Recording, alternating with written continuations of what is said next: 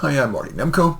This is another of my short stories. It's going into the book that should be published in around a week, called Light, Stories About the Brighter Side of Life. The story is called A Magical Teacher.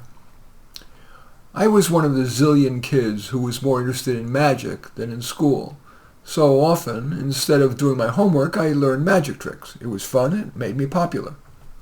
As an adult, while I couldn't make a living as a magician, I made a few bucks on the side doing magic at kids' birthday parties. One time, I decided to try an experiment. Instead of just trying to get oohs and ahs, for a few of the illusions, I'd reveal the trick and offer a life lesson. For example, after making solid steel rings appear to link together, I reveal that one of the rings is a key ring, which has an opening. By hiding the opening in my palm, I can make it appear that solid is going through solid. The lesson? If someone says or shows you something that seems untrue, it probably is. And not just kids get scammed, but many grown-ups. For example, getting a phone call saying you've just won $1 million.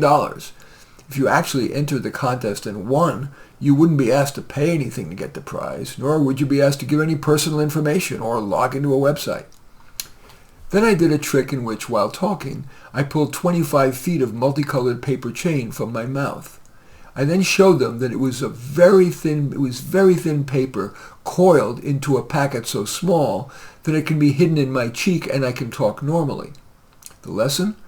When you can't find something, could it be hidden somewhere? For example, when you can't find that piece of paper you need to bring back to school, like your homework or that note signed by your parent, where could it be hidden? Buried at the bottom of your backpack? Under some books in your room? In your dog's stomach? After I pulled a dove out of a hat, I showed the kids that I had taken my hat off, placed it on my end of the table, slid a handkerchief that had the dove in it into the hat, carefully put the hat back on, and then pulled the dove out of the hat. The lesson? Choose your partners carefully.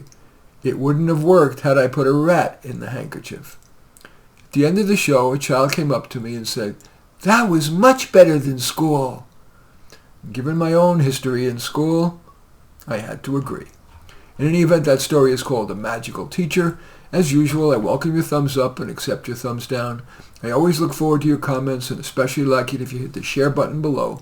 Share on your social media so that my efforts can have broader impact. And I am flattered if you choose to subscribe to my channel.